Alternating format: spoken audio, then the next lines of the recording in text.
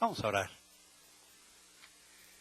Señor, te alabamos, Padre, y te damos gracias por este día y gracias por tu palabra que es viva y eficaz.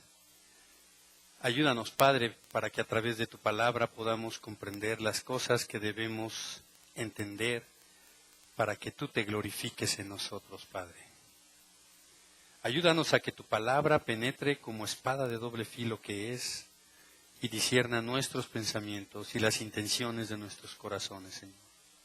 Hoy estamos aquí porque te adoramos y porque te creemos. Y tu palabra dice que el que cree en Dios tiene que creer que le hay.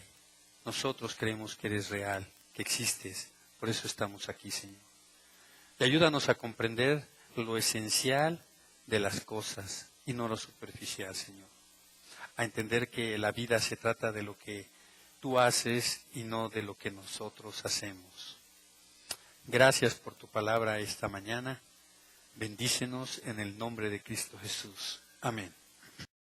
Vimos la semana pasada que en el versículo 14, lo voy a leer al versículo 16 del capítulo 5 del libro de los Hechos, dice la Escritura así: y los que creían en el Señor aumentaban más, gran número así de hombres como de mujeres, tanto que sacaban los enfermos a las calles y los ponían en camas y lechos, para que al pasar Pedro, o al menos su sombra, cayese sobre alguno de ellos. Y aún de las ciudades vecinas, muchos venían a Jerusalén trayendo enfermos y atormentados de espíritus inmundos, y todos eran sanados. Vemos la escena y parece ser que todo va viento en popa. La iglesia va creciendo, la gente está reconociendo la obra que Dios está haciendo a través de los apóstoles, y la gente se está maravillando y la gente está ensanchando su fe en Dios, y parecía que los apóstoles decían, bueno, pues todo va viento en popa, Dios nos ha respaldado. Los habían arrestado anteriormente, ¿se acuerdan? Y los habían amenazado y les habían dicho que no siguieran predicando en ese nombre. ¿Cuál nombre? El de Jesús, nuestro Señor Jesucristo. Y en ese nombre habían dicho que no siguieran predicando, pero ellos no se habían amedrentado porque habían entendido en aquella ocasión quién era Dios. ¿Se acuerdan que vimos que a través de ese entendimiento pudieron comprender de qué se trataba la situación y entonces pudieron tener una clara perspectiva de la solución? Y la solución era, sigamos haciendo lo que Dios nos ha mandado hacer, sigamos predicando la palabra de Dios. Y eso fue lo que empezaron a hacer, y todo empezaba a crecer. Pero de pronto, ¿no te ha pasado así? Que todo va muy bien y de pronto algo pasa. En nuestras vidas llegamos a veces a experimentar un momento difícil después de un momento de paz. Después de haber estado igual como ellos ya en una situación cómoda, ya encontraste el empleo que anhelabas, el negocio por fin está funcionando como tú querías o como Dios había pensado en ti. Estás de alguna manera en el mejor momento en tu relación con tu matrimonio. Quizás te encuentras en la mejor relación con tus maestros. Ahora sí te entiendes con tus maestros en la escuela y dices, ay, aleluya, Señor, todo va viento en popa. En la vida, en tu relación con Dios, vas a la iglesia, haces buenas obras, oras, haces tu devocional, hasta escuchas música cristiana y dejas la música del mundo y empiezas a experimentar gratas experiencias de vida. Y parece ser que todo va bien y de repente, pácatelas, viene algo, viene un problema. ¿Y qué pasa cuando viene un problema? La palabra de Dios nos alerta y nos dice, ahí en Primera de Pedro, mira, acompáñame, Primera de Pedro, capítulo 5, y vamos al versículo 8, y dice la palabra de Dios así: ser sobrios y velad, porque vuestro adversario el diablo, como león rugiente, anda alrededor, buscando a quien devorar. Satanás quiere impedir la obra. Satanás de alguna manera va a buscar la manera de impedir que tú glorifiques a Dios a través de tu vida, a través del miedo, a través del temor, y va a utilizar todo tipo de prueba, todo tipo de artimaña para bajarte la guardia. Y es ahí En esos momentos cuando todo va bien, cuando a veces bajamos la guardia y a veces nos descuidamos. ¿Se acuerdan de un dicho que he comentado aquí varias veces que dice, si quieres paz, prepárate para la guerra? Tenemos que estar conscientes que estamos en medio de una gran batalla, en una lucha, porque el reino de Dios se está estableciendo en este mundo. Lo vimos cuando estuvimos hablando, ¿se acuerdan que estuvimos predicando sobre el reino de Dios?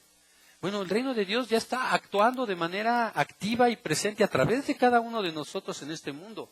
Y lo estamos engrandeciendo. ¿Y qué está pasando? Este mundo está sufriendo violencia. Este mundo está sufriendo problemas. Los cristianos sufrimos mucha violencia también por causa de esta lucha. Estamos en una guerra constantemente. Y los cristianos no podemos bajar la guardia. No podemos pensar que porque ya solucionamos un problema, no va a venir otro. La vida son como las olas. Viene una y atrás viene la otra. ¿Y no les ha tocado? Una vez cuando era pequeño fui al revolcadero allá en Acapulco y apenas salía de una y me estaba recuperando y ya venía la otra. Pues así es la vida. Y así te trae patas para arriba. Pero uno tiene que estar aprovechando los momentos de paz. Porque son momentos para hacer base con Dios, para reunir nuestras fuerzas, para estar firmes. Uno tiene que estar permaneciendo constantemente en la palabra. Satanás está buscando siempre cómo hacernos tropezar, cómo entorpecer la obra. Siempre a la vuelta de la esquina estará latente un ataque o una prueba. Ahora, ¿qué vamos a hacer cuando venga este ataque? ¿Qué vamos a hacer? Y eso es lo que vamos a aprender hoy, lo que vimos aquí. Vamos, acompáñame allí en Primera de Pedro, en el capítulo 1, dale vuelta a tu Biblia, a las hojas de tu Biblia. Y allí en el capítulo 1, del versículo 3 en adelante, dice así: Bendito el Dios y Padre de nuestro Señor Jesucristo, que según su grande misericordia nos hizo renacer para una esperanza viva, para la resurrección de Jesucristo de los muertos, para una herencia incorruptible, incontaminada e inmarcesible, reservada en los cielos para nosotros, que sois guardados por el poder de Dios mediante la fe, para alcanzar la salvación que está preparada para ser manifestada en el tiempo postrero, en el cual vosotros os alegréis, aunque ahora, fíjense bien lo que dice, por un poco de tiempo es necesario tengáis que ser afligidos por diversas pruebas, para que sometida a prueba vuestra fe, mucho más preciosa que el oro, el cual, aunque perecedero, se prueba con fuego, sea hallada en alabanza, gloria y honra cuando sea manifestado Jesucristo. Entonces dice aquí en el versículo 6, en lo cual vosotros os alegréis, aunque ahora por un poco de tiempo, si es necesario, tengáis que ser afligidos por diversas pruebas. Ahora, la palabra de Dios lo que dice es que es necesario que seamos pasados por pruebas. Ay, qué duro, ¿verdad? Lo está diciendo claramente la Escritura. ¿Y qué significa ser necesario dentro del contexto de lo que el apóstol Pedro está escribiendo? Que nos es conveniente que pasemos por pruebas. Es conveniente, hermano. Mira, si nosotros no estamos siendo pasados por pruebas, no vamos a cambiar nuestra manera de vivir. La única forma en la que nosotros podemos ser transformados y cambiar nuestros hábitos, nuestros paradigmas, nuestras creencias, es siendo confrontados con la verdad. Y cuando somos confrontados con la verdad, choca así como dos cables de luz que juntas, ¿no? Y así te pasa y se te colapsa el sistema. Y entonces las cosas empiezan a padecer y empiezas a padecer. Pero dice el Señor, es necesario, a través de su palabra dice, que eso suceda. Porque si no sucede eso, entonces ¿qué crees? Vas a seguir igual. Y te vas a estar reciclando. Ahora, bueno fuera que te quedaras en el proceso del reciclamiento. Pero cuando tú te alejas y no te permites experimentar las diversas pruebas, no creces y entonces vas en un efecto intrópico que lo hemos hablado aquí. Todo lo que existe de manera natural tiende a echarse a perder. Y como dicen, todo por servir se acaba y acaba por no servir. Y así pasa. a menos de que algo venga y te levante. Y es la prueba y es a través de esa aflicción que nosotros padecemos que podemos ser levantados. Y así es como aprendimos desde pequeñitos, observemos a nuestros hijos. A veces es mejor que ellos experimenten las cosas para que aprendan la lección. Porque en la teoría muchas veces no aprendemos. Nos entra por aquí y nos sale por aquí. ¿Por qué? ¿Y se han puesto a pensar por qué? Porque no estamos en la frecuencia. Y Dios lo que está ajustando es nuestra frecuencia, para que nosotros nos hagamos más como Él, nos hagamos más al carácter de Él. Entonces es necesario. Las cosas son necesarias a veces en la vida. Así como a veces has tenido un maravilloso día, y de esos días me acuerdo cuando en alguna ocasión nos fuimos de vacaciones, Dani no quería que se acabara el día. Ya tenía que irse a dormir a la habitación. Era necesario que descansara, si no al día siguiente no iba a estar lista para seguir divirtiéndose. Hay todo en la vida, tiene un ciclo. Y hay veces que es necesario cerrar ciclos. ¿Sí me explico? Y a veces o lo cierras o te lo cierran. Y ahí es cuando se te colapsa el sistema. Ahora, Dios te permite que tú te des cuenta de esa situación antes de que el sistema se te colapse, pero si no te das cuenta antes, se te va a colapsar el sistema. Y entonces vienen estas situaciones. Ahora, las pruebas de acuerdo al versículo 7 que vimos ahí son necesarias. ¿Qué dice Santiago 1:2? Dice que a través de poner a prueba nuestra fe, debemos de experimentar gozo. Dice porque al final la prueba produce en nosotros paciencia y la paciencia va a tener su obra completa en que nosotros seamos cabales y perfectos. Y la palabra cabal significa, en el griego es la palabra holoskeros, que significa completo. Se aplica a la persona que se comporta de manera recta y conveniente. Eso es lo que significa ser cabal. Ser cabal es ser exacto, ser justo. Eso es ser cabal. Y perfectos viene de la raíz en griego de la palabra teleios, que significa madurez. Eso es lo que significa perfecto, madurez. Y esto es que has alcanzado un desarrollo completo en lo que tiene que ver con tu mente, tu alma, tu cuerpo, tus emociones, y es la persona que ha alcanzado la plenitud vital sin ser viejo todavía. ¿Me explico? Así como Moisés a los 80 años alcanzó ese punto de cabalidad y de perfección para empezar la obra más grande de su vida que Dios le iba a encomendar, que era liberar a su pueblo de Egipto. ¿Me explico? Caleb, un personaje que vemos ahí, que estuvo con el pueblo de Israel en el desierto y llegan a la tierra prometida, de 80 años también, entró a Hebrón, a conquistar Hebrón, su tierra. Entonces, tú no sabes en qué tiempo Dios te va a llamar, pero tú tienes que permanecerte siempre creciendo constantemente, porque y a través de las pruebas tú vas a ir adquiriendo perfeccionamiento y cabalidad. Eso es importante en nuestras vidas. Ahora bien, ¿cuál es el problema que se presenta? Vimos la película. Tenemos a los saduceos, tenemos al Sanedrín. ¿Quiénes son los saduceos? Y para entrar un poquito en el contexto de todo este problema que vimos ahorita. El problema es que los saduceos eran una secta de los judíos que eran la clase aristócrata de los judíos, y ellos tenían un fundamento dentro de su doctrina. Ellos no creen y no creían en la resurrección de los muertos. Ellos decían, ¿sabes qué? Tú te mueres y ahí se acabó tu vida. Así como los animalitos, como un gatito, como un perrito, te mueres y hasta ahí llegaste. Y ese era todo el pensamiento que los saduceos traían. Entonces, los saduceos empezaron a tener mucho conflicto con la enseñanza de los apóstoles, porque ¿qué es lo que estaban predicando los apóstoles? La resurrección de nuestro Señor Jesucristo. ¿Me explico? Y anunciaban el Evangelio. ¿Cuál era el Evangelio? Que el Señor Jesús, así como lo habían visto ir, ¿se acuerdan? Iba a regresar y nos iba a llevar con Él. Iba primero a resucitar a los muertos y después a los vivos los iba a llevar con Él. Entonces se habla de una resurrección de los muertos. El Evangelio habla de la resurrección de los muertos, pero los saduceos no creían en la resurrección de los muertos. Y ese es el contexto en el que se estaba dando ahorita.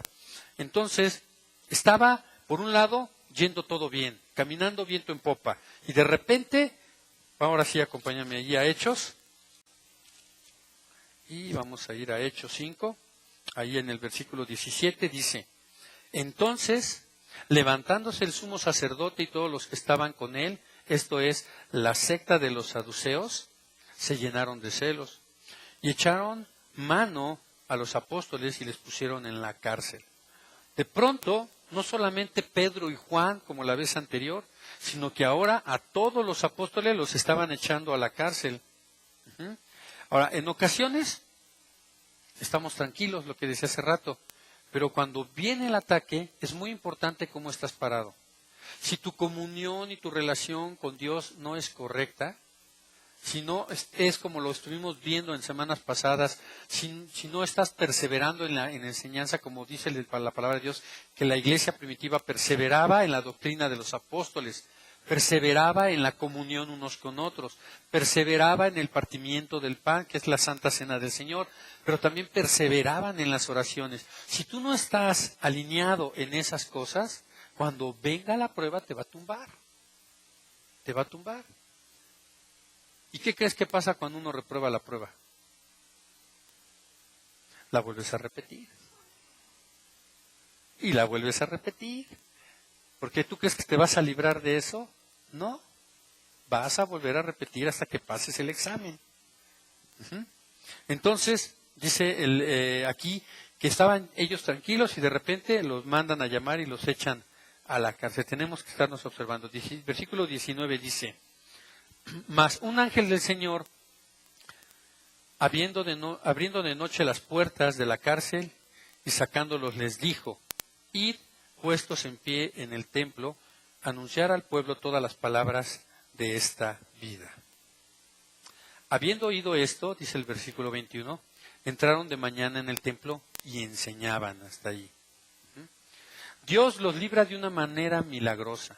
¿Y a poco no te ha pasado en alguna ocasión cuando estás pasando por un momento difícil y no sabes y decides confiar en el Señor y le pones la situación delante del Señor y el Señor de alguna manera obra un milagro y te saca adelante? Porque a lo mejor tú me puedes decir: es que estoy pasando por muchos problemas económicos y es que no sé qué, pero has comido, ¿no? ¿O no has comido? Has tenido donde dormir, ¿verdad? De alguna manera el Señor te está levantando y te está sacando. Ahora, Dios utiliza muchas veces a las personas. La palabra ángel significa enviado. ¿Me explico? Y aquí en el contexto, bueno, no lo revisé en la palabra, su raíz, si era un ángel o si era un enviado de Dios que fue y les abrió. Porque dice que abrieron la puerta. Yo no me imagino la escena, pero como que se ha de haber parado ahí la gente y no ha de haber visto nada. Pero eran 12 discípulos adentro, 12 personas saliendo, imagínense, con esas túnicas y todo el escándalo que harían. ¿Cómo no los vieron? Dios cegó la vista de aquellos y no los vieron. Dios hace milagros. En ocasiones, Dios de manera milagrosa nos saca adelante de una situación. Dice una historia, el otro día escuchaba el testimonio de una persona que decía que ya llevaba una semana con muchos problemas económicos, no tenía qué comer y sus hijos habían comido ese día lo último que había en la casa y no había la cena, no había ya nada que comer y no había trabajo y la madre estaba sola y estaba enferma además. Y de repente alguien llegó a su puerta y tocó a su puerta y era un conocido de ella, un joven entró y le llevaba una despensa abundante. Y de repente ella se quedó: ¿y por qué esta despensa? Ahora, ella había estado orando y dice que le dijo el muchacho: no sé, hermana, Dios puso en mi corazón que yo le trajera esto hoy. ¿Cómo Dios usa a las personas? Y Dios usa a los hermanos como ángeles para darte en el momento en el que tú lo necesitas. ¿A poco no lo has recibido en alguna ocasión? A veces no es algo material, a veces simplemente es alguien que te escuche, a veces simplemente es alguien que pueda darte una palabra de aliento. Pero Dios envía a sus ángeles. Y allí en Hebreos 13 en el capítulo 13, del versículo 1 al versículo 2, dice que nos tenemos que amar con un amor fraternal y que algunos hospedaron ángeles. Y de estos ángeles te estoy hablando yo, de estos mensajeros de Dios. Dios puede usarte como un mensajero para ir y bendecir a una persona. Así que si tú sientes de repente en tu corazón una carga por alguien en particular, es que Dios te está llamando. Es que a lo mejor esa persona está orando a Dios y está necesitando, y Dios te va a usar a ti para glorificarse en ti, bendiciendo a esta persona. Tenemos que estar siempre muy atentos a la voz de Dios en nuestro corazón, porque Dios es verdadero y Dios es real. Dice, después que el ángel los libera, dice ahí el versículo 20, dice que les dice, id puestos en pie en el templo y anunciad al pueblo todas las palabras de esta vida. ¿Y qué significa todas las palabras de esta vida? La palabra vida que está aquí no es la palabra bios que nosotros entendemos. La palabra bios tiene que ver con la parte cuantitativa de nuestro ser. Tiene que ver con nuestro sistema neurológico, con nuestra estructura ósea, con nuestro sistema linfático, con toda esta parte que nos compone como seres humanos. Esa es la parte bio de la vida. Pero de la vida que está hablando aquí este ángel es de la palabra zoe, que en el griego significa vivir, nada más. Y hace referencia a la composición de una vida ya no cuantitativa, sino más abstracta, cualitativa, es decir, cómo vives la vida. ¿Qué clase de vida estás viviendo? ¿Sí me explico? Es el estilo de vida que tú llevas. A esa vida se refiere. Cuando les dice, y vayan y prediquen estas palabras de vida, se está refiriendo de la vida que han empezado a experimentar en nuestro Señor Jesucristo. Es el Evangelio de Dios. Está hablando de la salvación que nosotros podemos experimentar. Y eso es lo que les está diciendo de alguna manera. Entonces, Jesús es la vida. En una ocasión allí en Juan 6:68 nos muestra una experiencia donde el Señor Jesús confronta a sus discípulos y les dice, ¿y ustedes por qué me siguen? Ya mejor váyanse, les dice. Y Pedro se acerca y le dice, ¿a dónde iremos, Señor? Solo tú tienes palabras de vida eterna. Y es esa palabra Zoé la que está hablando ahí. Tiene que ver con un estilo de vida. Jesús dijo, yo vengo a traerles vida y vida en abundancia. Y es esa clase de vida la que el Señor quiere que nosotros tengamos. Ahora, ¿qué actitud tomas después de haber pasado por un ataque?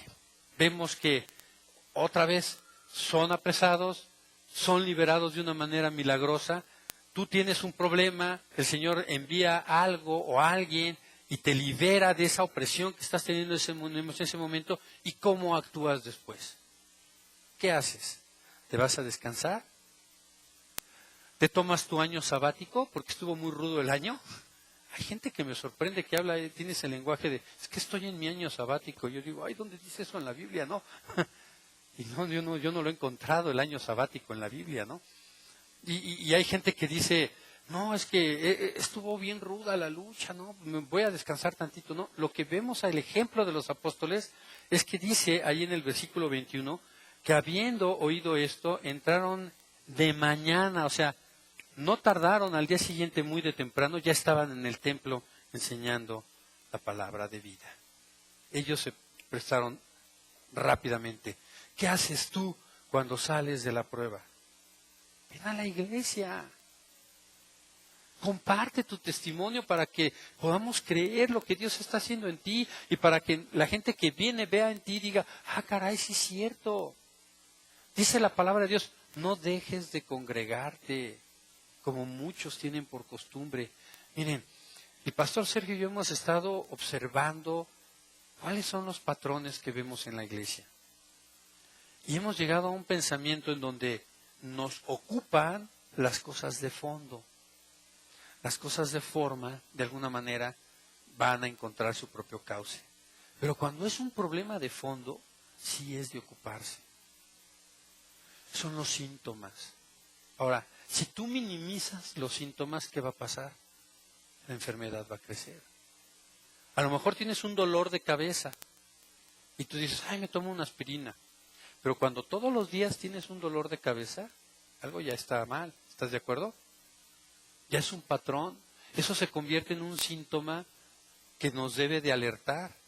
Y si tú constantemente te estás medicando y no estás yendo al médico, puede ser que cuando eso que se anunció como un pequeño dolor de cabeza se colapse en tu sistema y te venga una enfermedad grave que a lo mejor ya hayas rebasado el punto de no retorno para sanar esa enfermedad. Por eso son los síntomas. Y nosotros estamos verdaderamente ocupados observando los síntomas en los hermanos, en la gente que Dios ha puesto en nuestras manos para disipularlos, para empoderarlos a través de la palabra de Dios. Y cuando una persona falta 6 semanas a la iglesia, eso es un síntoma de prioridades. ¿Por qué? Yo me pregunto, ¿cuál es su concepto de Dios? ¿Cuál es mi concepto de iglesia? ¿Cuál es mi concepto de vivir la vida abundante que Dios quiere darme? ¿Se dan cuenta que no tiene sentido? Si Dios me creó para adorarle, entonces, ¿por qué no estoy adorándole? Es que yo le adoro en mi casa, y leo la Biblia, yo sí lo estoy haciendo. No, dice la palabra de Dios, perseveren en la comunión unos con otros. Esto es, no dejes de congregarte, no dejes de tener contacto con los hermanos, ¿me explico? Esto es bien importante. Los apóstoles regresaron muy de mañana al otro día, inmediatamente a hacer lo que les había dicho el ángel, y lo hicieron con denuedo, perseverando, no aflojaron el paso. Mira, el Salmo 119, versículo 60. Acompáñame ahí, Salmo 119, el versículo 60 dice, me apresuraré y no me retardé en guardar tus mandamientos. ¿Qué tanto te estás apresurando tú a cumplir el propósito de Dios? Dice la palabra, por nada estéis afanosos, sean conocidas vuestras peticiones delante de Dios. Él conoce tus necesidades, lo hemos dicho aquí. Él sabe tu situación. Él sabe que a lo mejor estás pasando problemas de salud. Él sabe que a lo mejor estás pasando problemas económicos. Lo menos que debes de hacer es alejarte de la iglesia. ¿Cómo puedes fortalecerte entonces? Si la vida se trata de lo que Dios está haciendo en mí, entonces yo no soy el protagonista de la historia. Es Él el protagonista de la historia a través de mí, glorificándome y poniéndome de alguna manera en un gran lugar, porque el Señor Jesús lo decía, para que ellos sean uno conmigo, como yo soy uno contigo, Padre, allí en Juan 17, en la oración que el Señor Jesús hace. Entonces, tenemos que checar nuestra actitud. Y no tenemos que detenernos, tenemos que llevar el ritmo. Un maratonista siempre lleva el ritmo. Si el maratonista sale corriendo como loco desbocado desde el principio, se va a ponchar y lo van a alcanzar y lo van a rebasar. Tú tienes que salir a tu ritmo, tienes que comprender cuál es tu ritmo. Y no lo vas a saber si no te estás autoevaluando, si no te estás analizando, si no estás creciendo en medio de las pruebas, no vas a saber cuál es tu ritmo para correr. Ahora, el encontrar tu ritmo es una cosa, pero el mantener tu ritmo es otra cosa. Y tienes que aprender a mantener tu ritmo, ¿me explico? Versículo 21 dice adelantito, entre tanto vinieron el sumo sacerdote y los que estaban con él, y convocaron al concilio a todos los ancianos de los hijos de Israel y enviaron a la cárcel para que fuesen traídos. Pero cuando llegaron los alguaciles, no los hallaron en la cárcel. Entonces volvieron y dieron aviso, diciendo, por cierto, la cárcel hemos hallado cerrada con toda seguridad y los guardias afuera de pie ante las puertas, mas cuando abrimos a nadie hallamos dentro. Cuando oyeron estas palabras, el sumo sacerdote y el jefe de la guardia del templo y los principales sacerdotes dudaban en qué vendría a parar aquello. Fíjense qué interesante. Imagínate, tú estás ahí en un show de un mago, ¿no? Y al mago le ponen sus grilletes, sus candados, lo meten en una bolsa, esa bolsa la meten en una caja, esa caja en un baúl, y ese baúl lo avientan en un cubo de agua, y empieza a correr un reloj grandote ahí, ¿no? Y empieza 1, 2, 3, 4. Pasan 2 minutos y tú, 3 minutos, ¿no? Ya se ahogó allá adentro, ¿no? Y de repente, ¡pum!, sacan la caja, todo, y no está el mago. Y te vas a preguntar, ¿en qué va a parar todo esto? Pues no, ¿verdad? Lo primero que te vas a preguntar es, ¿cómo le hizo para salir de ahí? Eso es lo primero que te vas a preguntar. Pero estaban tan metidos en su rollo los saduceos y los escribas, que ni por aquí les pasó preguntarse, ¿y cómo le hicieron para salir? Estaban más preocupados porque iban otra vez a predicar, que tratar de decir, oye, encontramos la puerta cerrada, estaba esto, estaba aquello. Esos son síntomas de que la gente no está en la frecuencia, ¿sí me explico? Hay veces que tú le hablas a la gente, no sé si te ha pasado, y le compartes y le platicas a las personas, y se quedan, sí, sí. Pero ¿cómo iba? No sé qué, y tú te quedas, pero si le acabo de explicar, y como si le hubiera entrado por aquí, por acá, así estábamos nosotros. Y yo pongo siempre el ejemplo de Buzz Lightyear cuando llega a la tienda de juguetes y ve a todos los Buzz Lightyear y lo agarra uno y lo pone y le dice, díganme que no era así, díganme que no era así. Pero así éramos todos nosotros también, nomás no escuchábamos, no entendíamos, nos hablaban y parecía, como dice la Escritura, teniendo oídos y no oyes, teniendo vista y no ves. Pero así estaban estos. En vez de preguntarse las cosas esenciales, las cosas importantes, ¿cómo le hicieron para salir? ¿Dios verdaderamente los ha de haber sacado de aquí? No, estaban más preocupados por lo demás. Ahora, ¿por qué estaban tan preocupados? Porque lo que estaba sucediendo es que la gente se estaba convirtiendo al cristianismo. Y entonces su doctrina de ellos iba a ser pasada por fuego. Y entonces, ¿qué creen? Políticamente les iba a afectar. Socialmente les iba a afectar. Y hasta económicamente les iba a afectar esa situación, porque iban a perder gente. ¿Me explico? Entonces estaban muy molestos y en vez de preguntarse, en vez de ir a lo esencial, se pierden en la simpleza. A veces nosotros también nos pasa eso. A veces perdemos el fondo y no vemos las cosas de una manera clara. No las vemos. Pero tenemos que perseverar. Dice el versículo 25. Pero viniendo uno les dijo esta noticia: he aquí, los varones que pusiste en la cárcel están en el templo y enseñan al pueblo. Entonces fue el jefe de la guardia con los alguaciles y los trajo sin violencia, porque temían ser apedreados por el pueblo. Cuando los trajeron, los presentaron en el concilio y el sumo sacerdote les preguntó. Hasta ahí. Ahora, ¿qué sigue después del ataque? ¿Qué dijimos que vimos ahorita en Pedro? Que era necesario que nosotros estuviéramos en diversas pruebas. Entonces, ¿qué te puedes esperar después del ataque? Otro ataque, ¿no? ¿Y qué va a pasar después del otro ataque? Otro ataque. ¿Y qué va a pasar? Otro ataque. ¿Por qué creen que Dios le dijo a Josué: mira que te mando que te esfuerces y que seas valiente? Y lo hemos reflexionado en otras ocasiones aquí. Ser cristiano es de valientes. Ser cristiano es de valientes. Elevar tu estándar de santidad requiere valentía. No es para débiles, no es para meter pretextos en todas las cosas. Ser cristiano requiere valentía y requiere esfuerzo, que te esfuerces. Ay, Señor, pero ¿por qué? Mira, aquel ni trabaja, ni hace nada y ve cómo le va y ve a mí cómo me va y otra prueba y otra prueba. Sí, pero ¿se acuerdan del versículo del Salmo 73 y el Salmo 37? ¿Se acuerdan de ese ejercicio? Esos dos salmos se leen juntos. Cuando tú te alejas de la iglesia, cuando tú dejas de perseverar en las cosas de Dios, tu entendimiento se empieza a entenebrecer. Y el otro día discutíamos, el pastor y Sergio y yo, sobre este término de manera teológica.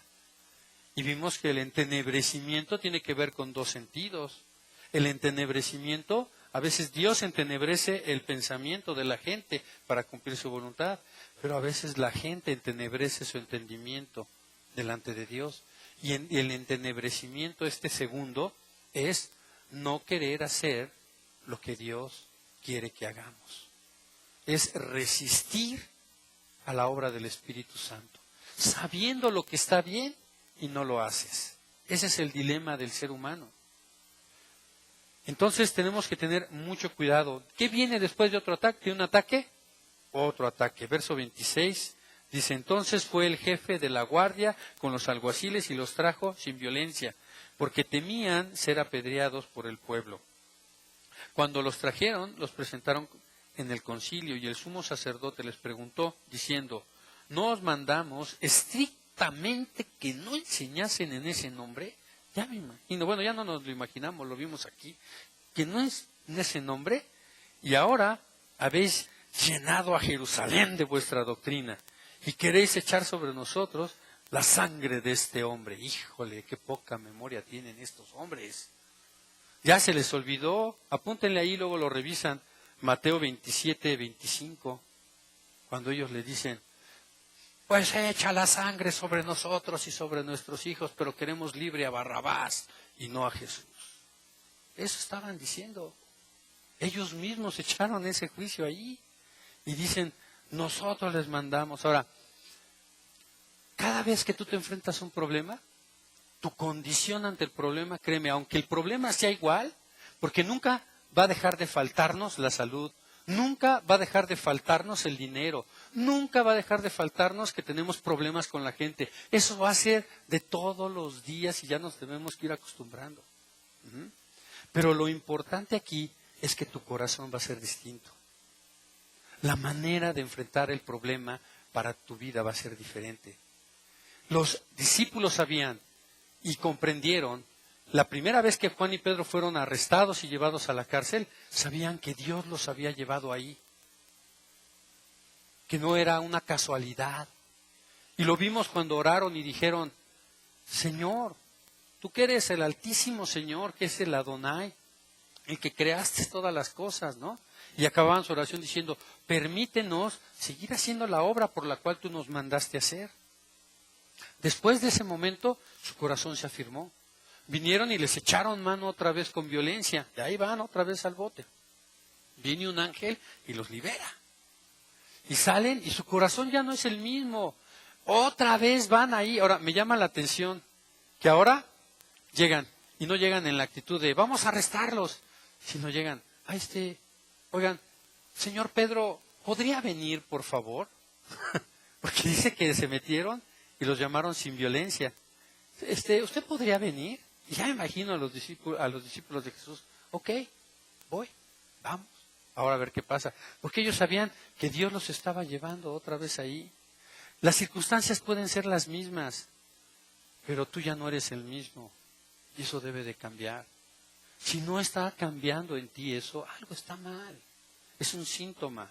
Y no lo puedes esconder y no lo puedes reprimir, porque eso, tarde o temprano, va a ser más cara la factura. Y lo ha dicho aquí mi hermana Adriana a veces, que es por la buena o por la mala, pero el Señor, de que va a ser, se va a glorificar en ti, créeme, lo va a hacer. El Señor se va a glorificar en ti. Él te va a llamar con amor, pero dice la palabra que Él al que ama, disciplina. Al que ama, corrige. Dios nos corrige y tenemos que entenderlo así. Entonces viene este otro ataque y les dice que entran sin violencia, ¿no? Versículo 28, ¿no? Y dice el versículo 29, respondiendo Pedro y los apóstoles dijeron, es necesario obedecer a Dios antes que a los hombres. El Dios de nuestros padres le levantó a Jesús, a quien vosotros matasteis colgándole en un madero. A este Dios ha exaltado con su diestra por príncipe. Ahora, aquí tenemos otro escenario interesante. Dios es el que tiene el control. Y vemos aquí, Dios fue el que envió a su Hijo Jesucristo. Deuteronomio 18, ¿se acuerdan que lo hemos estudiado en las células? Ahí viene la promesa del Señor. Dios levantó a Jesús, es Deuteronomio 18, 15 al 22. Dios envió a su profeta. el Señor Jesús era la encarnación de Dios mismo, lo dice ahí en Juan 1:14, porque vimos la gloria de Dios en el unigénito Hijo de Dios. Ahora, los suyos lo crucificaron, pero realmente Dios lo quiso así. Jesús no fue el plan B, Jesús siempre fue el plan A. ¿Sí me explico? Y Jesús, por amor a nosotros, en humildad, fue obediente hasta la cruz. Y después de esto dice, Dios le exaltó. Entonces, Dios es el que te levanta, Dios es el que permite que te caigas, pero Dios es el que te levanta. Acompáñame ahí a 1 de Pedro 5. 10. Y dice, mas el Dios de toda gracia, que nos llamó a su gloria eterna en Jesucristo, después de que hayáis padecido un poco de tiempo, Él mismo os perfeccione, afirme, fortalezca y establezca. ¿Ven? Él es el que te levanta, Él es el que permite que pases por esa prueba para que seas cabal y perfecto, y Él es el mismo que te levanta y te afirma. Entonces vamos a ver, regresamos ahí al libro de los Hechos, y estamos en el versículo 31. ¿Para qué te levanta el Señor? ¿Y para qué levantó a nuestro Señor Jesucristo, más bien dicho? Para dar a Israel arrepentimiento y perdón de pecados. Para que se arrepientan, para que en Dios, en Jesucristo, puedan alcanzar vida eterna. Y esta, hermano, apúntalo así con letras rojas, es la doctrina de la justificación. Esto es la doctrina de la justificación. ¿Cuál es la doctrina de la justificación? Que viene siendo la doctrina de la gracia. ¿Por qué? Porque hay quienes creen en las obras para ser salvos. Nosotros creemos en la gracia. Y una vez que eres salvo, tus obras son la consecuencia de que verdaderamente eres salvo. Ahora, la doctrina de la justificación es justificados a través del nacimiento, la muerte y la resurrección de nuestro Señor Jesucristo. Esos son los tres elementos de la doctrina de la justificación. Y es lo que estás diciendo aquí, Pedro dice, a este Dios le exaltó con su diestra, príncipe y salvador, para dar a Israel arrepentimiento y perdón de pecados. Amén. Versículo 32. Y nosotros somos testigos suyos de estas cosas, y también el Espíritu Santo, el cual ha dado Dios a los que le obedecen. Dios ha dado su Espíritu Santo para que nosotros podamos ser sellados en esta justificación. Él quiere que llevemos vida y vida en abundancia. Versículo 33. Ellos, oyendo esto, se enfurecían y querían matarlos. Entonces, levantándose en el concilio un fariseo llamado Gamaliel, doctor de la ley, venerado de todo el pueblo, mandó que sacasen fuera por un momento a los apóstoles. Y luego dijo, ¿quién es este Gamaliel? Gamaliel era un hombre culto, preparado. Dicen algunas comentarios que se hacen en la historia de este hombre, que cuando Gamaliel murió, decían, como un dicho los judíos, ya no hay quien ame la ley, ya no hay quien valore la ley. Era un hombre bien preparado. Gamaliel era el mejor maestro que tenían los judíos en ese entonces. Y Gamaliel saca afuera los discípulos. Ahora, dice aquí, y vimos cómo Gamaliel contesta. ¿Quién le dijo a Lucas lo que pasó ahí? ¿Por qué está escrito lo que dijo Gamaliel si ninguno de los discípulos estuvo ahí? Cuando estudiamos la Biblia hay que hacernos preguntas para tratar de entender y amarrar los cabos. Pablo, más adelante lo vamos a ver, él dice que fue instruido, él era fariseo de fariseos, dice, y él fue instruido a los pies de Gamaliel. O sea, su maestro de Pablo en la ley del apóstol Pablo era Gamaliel. Seguramente Pablo estaba en ese momento ahí. De hecho, lo vamos a ver más adelante, porque Pablo estuvo al pie de donde estaban apedreando al primer mártir, que fue Esteban. A Esteban lo apedrearon por proclamar el Evangelio. Y Esteban era uno de los diáconos que vamos a ver en la siguiente semana cómo es que se instituye la estructura de la iglesia allá. Pero dice la Escritura que Saulo, que era el nombre de Pablo, consintió en la muerte de Esteban. Seguramente Pablo estaba aquí en este concilio y había visto a Pedro, pero él estaba dentro de la parte de los saduceos y los fariseos viéndolo. Y Pablo seguramente se lo contó a quién creen. ¿Quién escribe el libro de los Hechos? Lucas. Lucas era un fiel compañero de Pablo.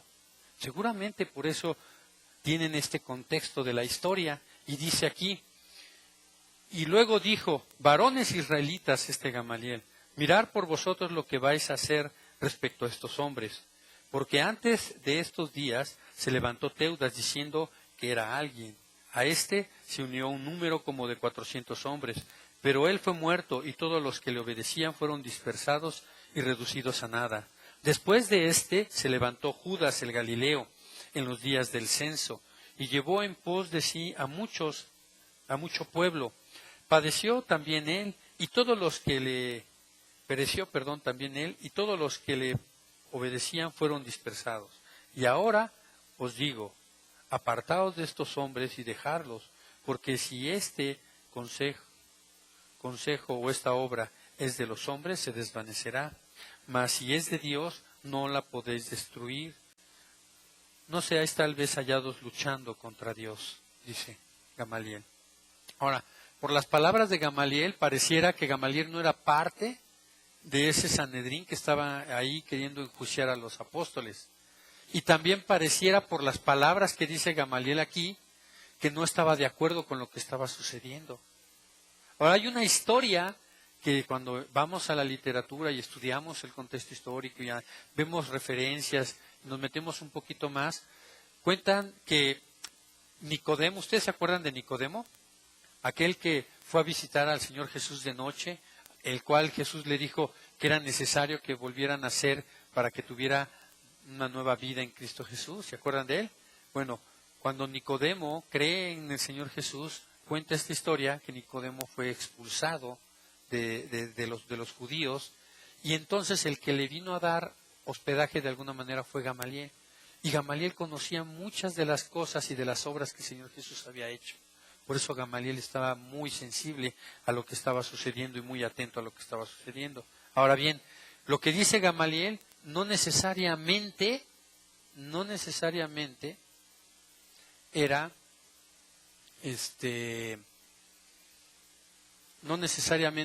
era pues una realidad, porque vemos muchas obras que se han levantado y cómo perduran esas obras. Finalmente las obras continúan, las obras perduran, pero lo que sí es una verdad es que deja ver algo que tiene que ver con una forma de darte cuenta cuando hay una mala enseñanza.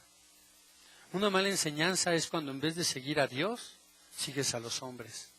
Y eso es lo que podemos rescatar de lo que Gamaliel está diciendo aquí. Cuando a veces la gente ve más al pastor que ver al Señor. Pues es que el pastor, y tienen al pastor así como en un nichito. No, nosotros somos igual que ustedes. Nada más les llevamos un poquito más de tiempo en el estudio de la palabra. Pero algún día ustedes pueden estar aquí predicando la palabra de Dios también. Porque todos somos llamados a extender el reino de Dios. ¿Me explico? Pero un dato es que vemos que él dice, bueno, y a Teudas lo siguieron, y a Judas lo siguieron. Cuando la gente sigue al hombre, seguramente esa obra no es de Dios. Y eso sí es lo que tenemos que aprender de ahí. Después dice, en el versículo 39, mas si es de Dios, no la podéis destruir, no seáis tal vez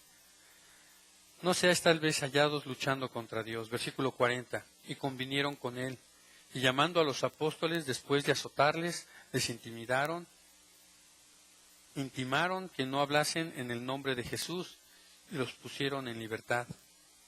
Y ellos salieron de la presencia del concilio gozosos, siendo tenidos por dignos de padecer afrenta por causa del nombre. Y todos los días en el templo y por las casas no cesaban de enseñar y predicar. Ahora, algo va a pasar aquí importante. Es el inicio de la explosión de la iglesia ya más allá de Jerusalén. Para asentarnos un poquito en nuestro pensamiento, ya habían pasado de que nuestro Señor Jesús subió a los cielos, a este momento habían pasado aproximadamente unos 4 o 5 años. Imagínense ese periodo de tiempo, para que lo podamos ver en una retrospectiva.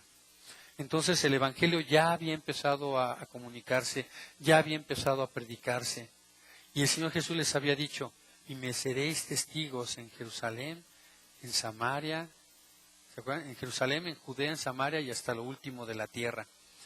Y es interesante ver que una de las cosas que les reclaman estos fariseos y los saduceos a los apóstoles es que les dicen, ustedes han llenado a toda Jerusalén de esta enseñanza. Y eso yo creo más que ponerles una carga a los apóstoles, los alentó, porque pudieron decir, caray, pues vamos bien, ¿no? Vamos bien. Y es lo que vamos a ver en los siguientes capítulos. Entonces, conclusión. La vida de un cristiano es de valientes, no es de personas que no quieren comprometerse con la palabra de Dios. Comprometerte con la palabra de Dios requiere esfuerzo y requiere valentía. Las cosas no siempre van a salir bien.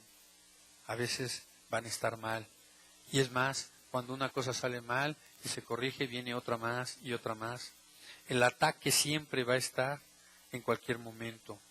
Y un cristiano nunca debe de bajar la guardia. Cada experiencia que vivimos debemos capitalizarla.